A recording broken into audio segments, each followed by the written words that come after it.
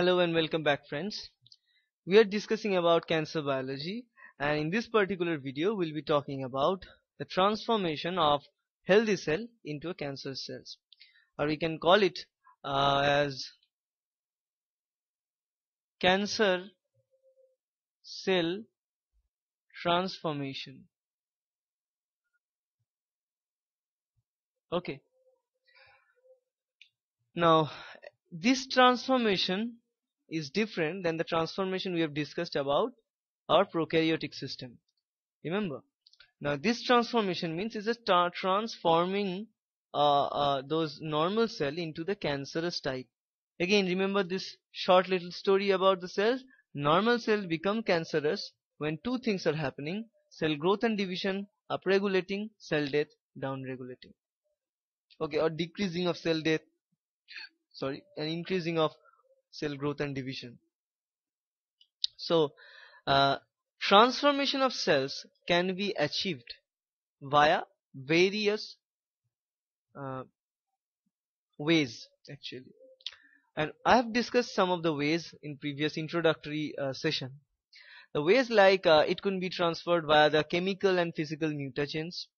Utilizing those mutagens, mutation can happen in the chromosome in the some region of the DNA, and this mutation will lead to the change in protein production. It will change the property of the cell, and changing of the property of normal cell will make it a malignant type. Okay, this is the point.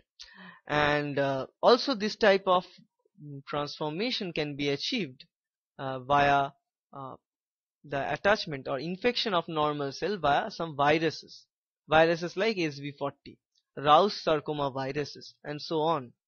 Now in this transformation of the cells, we can look at this from our experimental perspective, experimental view, that inside the laboratory, when we talk about or think about this cancerous cells, we need to study the cancerous cells. What we are doing, we take cells, we produce cell lines. What is cell line? We are going to talk in our next lecture. Now those cells, lot of cells from one lineage, it is basically called the same line, cell line. For example, we take a cell of a liver cell, or say for example kidney cell.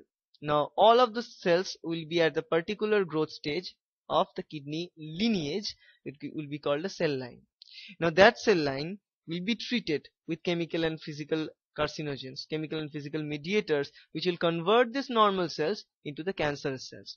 Now by converting those cell lineage cell into the cancerous cells, will allow us to study the cancer in the kidney cell.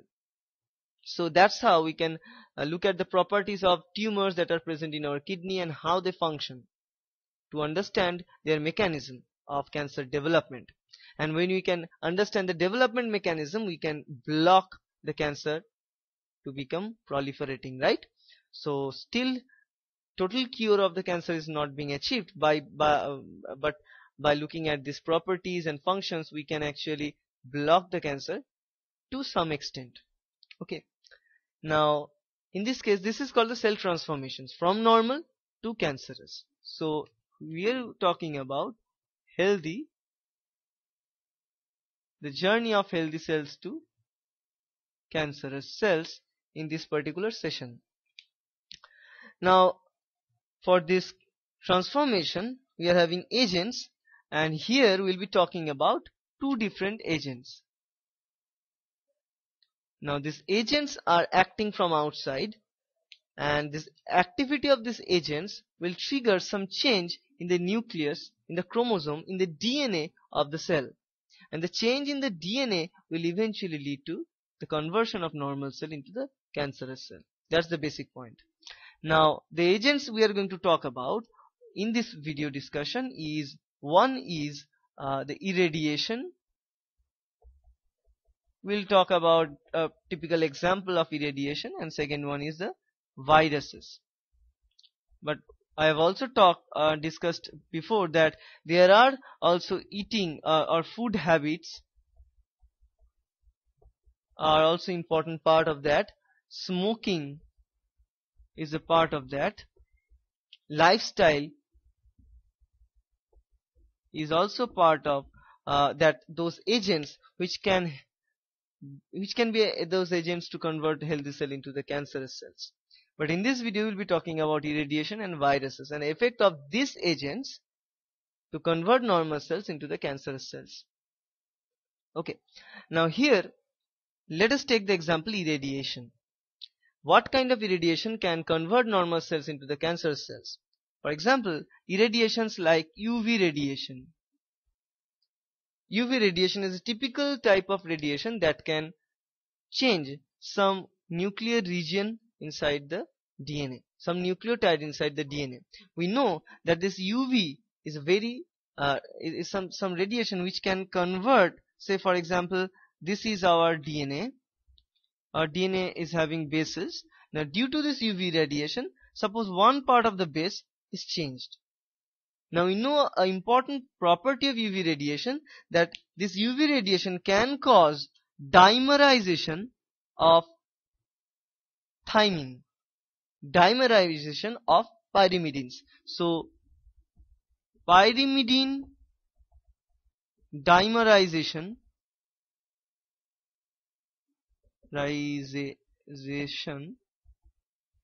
is an important feature of this UV radiation, and this UV radiation produces kinks inside this DNA. So as these thymines are dimerized, they produce these kinks. Now as a result of this kind of kink formation, what we can see, it will eventually change the conformation of the DNA sometimes. This could be one type of effect. Another type of effect could be a new incorporation of base, or it could be deletion of a base. Now this addition, deletion or formation of this dimer can lead up to changes in this genetic code or genetic makeup inside that healthy cell, and it can change it in such a way that will trigger cancer. Now here comes an important point above all that I haven't mentioned yet, is that there are genes, there are regions inside the DNA. There are regions, so let me take it. So there are regions inside the DNA. Suppose this is the DNA. There are regions, there are genes. Suppose these are genes, so gene 1, gene 2, say this small gene 3 and so on. Now these genes that are present, some of these genes, some of the stretch of the DNA region is much more, they are much more vulnerable to produce some malicious effect inside the cell, which will in turn convert the cell into the cancerous one. Try to understand my concept. Try to understand what I am saying. There are genes, but there are some genes, if we change those genes somehow, if we modify those genes somehow, those genes are having a tendency to cause some malicious effects inside the healthy cell, which will convert the healthy cell into the cancerous cell. Those genes are called, for example, say this is a gene. Those genes are called proto-onco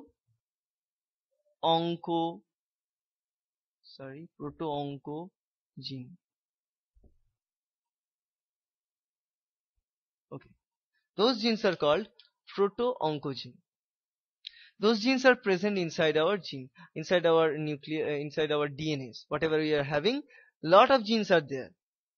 If we change something, if we do something with these genes via irradiation or some chemical mediators, by putting chemical mediators like ETBR and all these things, they will trigger these genes in such a way that they will start producing some malicious products. They will start expressing some malicious effect onto the normal healthy cells. Then the healthy cells will be converted into the malignant cells. So in general times, in normal case, these genes are not doing any harm to the cell. They are residing into the healthy cell, finally replicating and dividing, all these things. But if we trigger them using something, for example here say this is the irradiation UV, for example. So this UV radiation caused something mistake in this gene. Suppose it formed this thymine dimer somewhere middle in this gene. As a result of that, this gene is changed in such a way that it will lead to the production of some amount of protein. Those proteins are helping for the development of the cell. sometimes, or sometimes those proteins are going against the apoptotic functionality of the cell. So by doing this, in both the ways, the cell is getting immortal. So a simple mutation onto those genes can lead up to the property of not dying, the property of huge proliferation onto these normal cells. And as the normal cells getting these properties, they are becoming cancerous cells. This is what is happening. So say then this proto-oncogene is no longer a harmless gene. Proto-oncogene, remember here, harmless. But whenever we trigger it with something, then this proto-oncogene never becomes a harmless. It becomes now what we called an oncogene. There shouldn't be any gap anyways. Now this oncogene is harmful.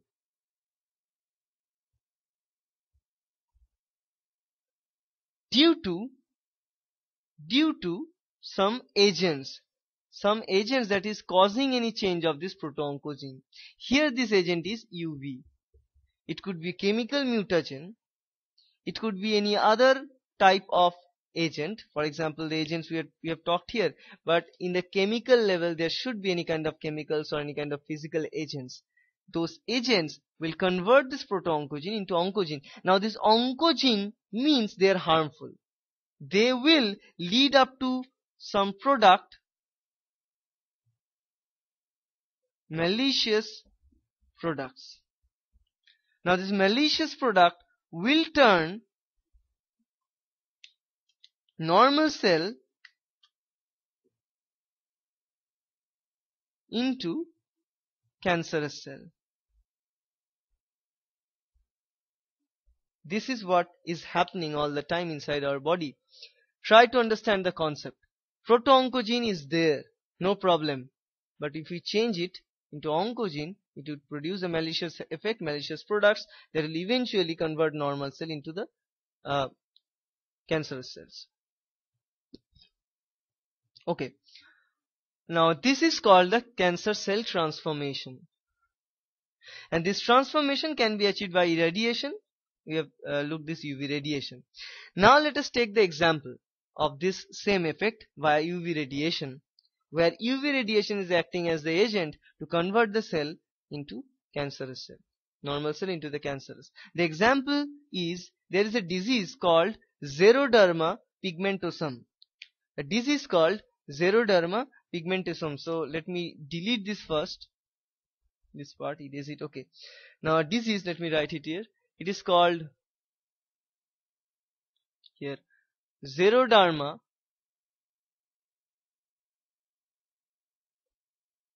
pigmentosum. In this xeroderma pigmentosum disease, UV radiation causes mutation in a proto-oncogene. It causes mutation in a gene. That gene is responsible coding a very important protein, very important repair protein of a DNA. Remember the DNA repair proteins? Those repair proteins are actually securing the DNA, because whenever during the replication or transcription it encounters any error, it produces it incorporates mismatch nucleotide and all these things, or sometimes DNA get broken down and all these things happen. Now these repair enzymes can repair these breaks or double stranded break of the DNA or single stranded break or any kind of mistakes that are going on. So they are very important. These repair enzymes help this DNA to be restored to the actual place or actual arrangement. But what will happen if those enzyme is mutated? If that enzyme is mutated in such a way that this enzyme is no longer functional, then in those cases, those DNAs which is getting damaged won't be repaired. So what we'll end up with? We'll end up with DNAs, broken DNAs and all these things. Now those broken DNAs and malfunctioning DNAs will not produce our desired products. As a result of that, it will cause some physiological damages inside our body. and we will die. So here what is happening in this case, this in the xeroderma pigmentosum disease, it UV radiation causes a mutation in the gene which is called coding for UV and specific endonuclease. The enzyme is called UV specific endonuclease. So the product here, remember, we called that as a result of this mutation we have malicious products. So here we are having a change in the conformation of UV specific endonuclease. A change in this UV specific endonuclease results in the damage of this. So this UV specific endonuclease is no longer functional in that case. Now as this UV specific endonuclease is no longer functional, it is a very important enzyme during the UV repair of the DNA, because all the time our skin is getting burned, right? There are UV rays that are coming out, ozone hole is there, so UV is coming out in higher amount nowadays. So if we don't utilize some mechanism to repair the DNAs which are broken down by the UV radiation, it will cause some damage into our body, right? So here what is happening, we are having this UV specific endonuclease to adjust this situation, to help us from being damaged by the UV radiation. But if this enzyme, this is not only the enzyme for the repair pathway, this is a very important enzyme of that repair pathway, although there are other enzymes are there which will act side by side to repair the DNA damages that are caused by UV radiation. But still, the malfunctioning of this UV specific endonuclease in turn will block the pathway of repair. As a result of that, those cells will start thriving and produce cancer.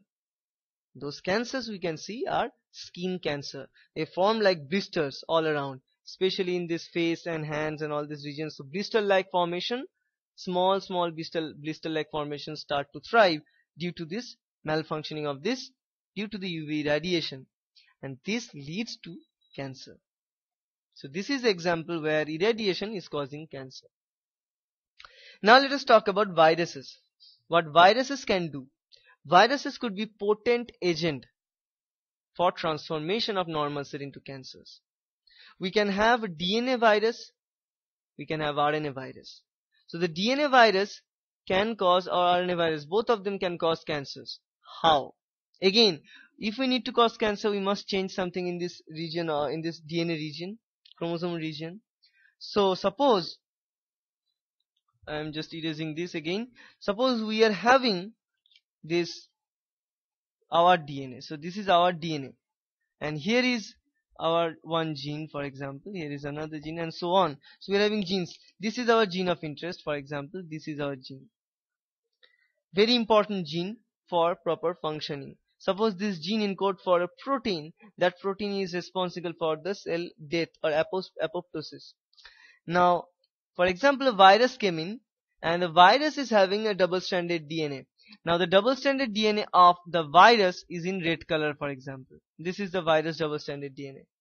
Now, this viral DNA, as the virus is attacking the cell, then normally what happens, virus attacks the cell and it will inject its DNA onto the host cell. So it will inject its DNA onto the host cell. Now this DNA can be incorporated, it can be inserted onto our host genome. So in this case, host is our cell, so it will be incorporated into the gene of our DNA. And here, if it is inserted inside somewhere in between this desired blue color gene, then what will happen? You can probably figured it out. What is going to happen is something dangerous, remember. So here, say this is the viral gene, and say this is our gene. So what it does actually, you can see from this image that this incorporation of viral gene inside somewhere middle of our desired gene, which is producing some important proteins, it will disrupt the formation of the protein, right? Because this gene is now disrupted. Somewhere middle of this gene, virus insert its own DNA. So as a result, it will insert the product that is coming from this gene. Now, if a product which is coming from this gene is to regulate the apoptosis, then the apoptosis regulation will fail. As a result, the cell becomes immortal. So, as a result, cell become immortal, and it in turn converts the normal cell into the cancerous cells, because this immortality is a very, very important feature of cancer. Now you may ask one question, that suppose this happened once, cells become immortal, but cellular growth is cellular growth is not thriving in those cases. Cellular growth is properly regulated. Then why we end up with cancer? The answer is we won't in those cases.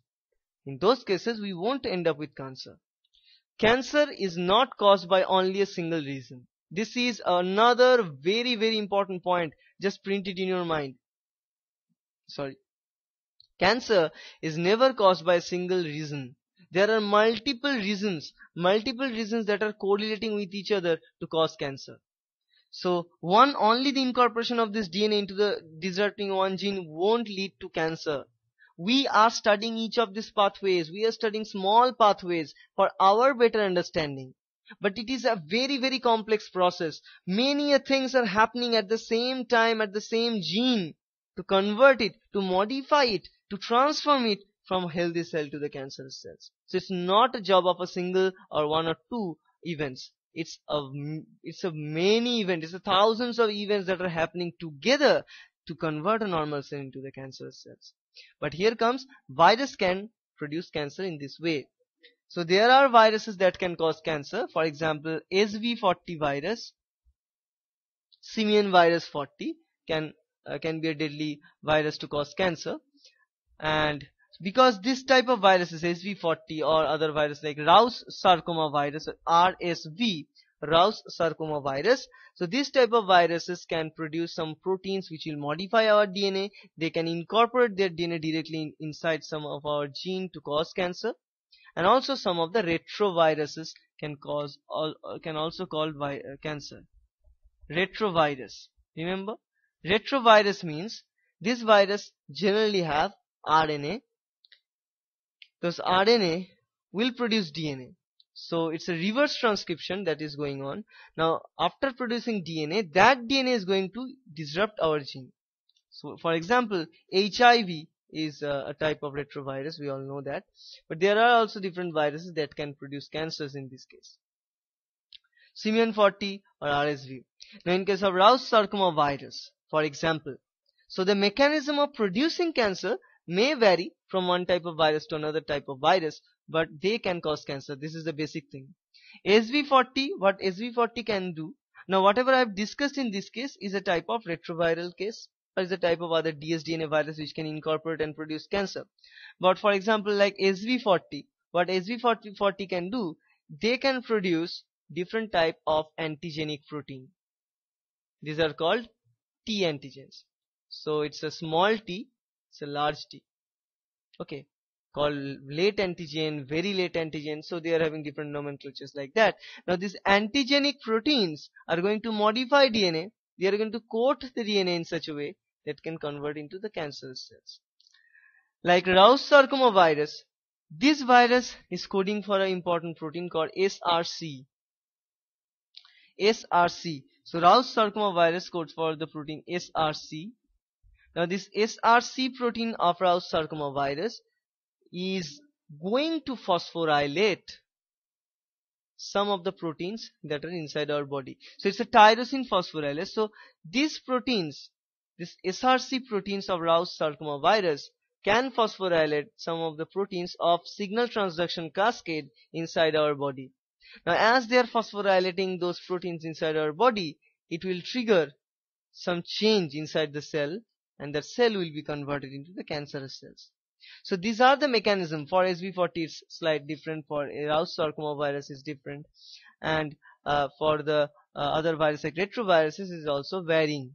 But whatever the thing is, the viruses can incorporate their DNA, they can modulate your host genome, which is in this case is our cell, and then they can cause cancers. These are the mechanisms of transforming a normal cell into the cancerous. We are also we have talked that also the lifestyle is responsible, smoking is responsible, eating habit is responsible, because food habit and all these things can lead up to some minute changes in our body. For example, if we take a lot of green vegetables which are rich with many of the anti-carcinogenic or antioxidants, then we are going to prevent cancer inside our body. And if you are going to take those chemicals, food colorings which are carcinogenic, then they are going to cause cancers. Carcinogenic, this term means those type of chemical mediators which in turn is going to convert this proto-oncogene into oncogene. Most of the carcinogens converting proto-oncogene into oncogene, so they are interfering with this proto-oncogene, modulate in such a way that it will become oncogene and can cause cancer. Okay, so this is the basics of the type of agents that can convert normal cell into the cancerous. Now when a normal cell becomes cancerous, there are plenty of different symptoms that we can find. Looking at the symptom, we can tell that this cell is no longer a normal cell, it becomes a cancerous cell. What are those things? We have talked about the general properties of cancer, and again I am summarizing all these things. So the properties are cellular and morphological. If we look at it very first stage, the cell will look like something this. So this is a cell. A normal cell will look like this, a large cell and a small nucleus. But in this type of cells, we can have a large nucleus throughout the body, because they are having a lot of things inside this nucleus that is going on. So large nucleus, small cytoplasm. So the nucleus to cytoplasm ratio for the cancerous cells getting increased. Okay, then the contact inhibition getting disrupted, growth is happening rapidly, immortality achieved, angiogenesis is happening, metastasis is happening. Remember what are angiogenesis, metastasis? Just go back to the introduction and you can find it. And then they have another very important property, what I forgot to mention in my property video, is that these cancerous cells have remarkable way of going against our immune system. Our immune system will die hard to kill those cells, find those cells and killing them. But they have remarkable machineries to go against these things. So they can elude our immune system. There are cells called natural killer cells or NK cells. If you remember my immune lectures, then you can find natural killer cells or NK cells. Now these NK cells can find them and kill them. We are also having CD8 cells or CD8 T cells or cytotoxic killer cells or TC cells. Now these TC cells or natural killer cells can find them and kill these malfunctioning cells, kill those carcinogenic cells just like that. But they can invade, they can elude the whole system.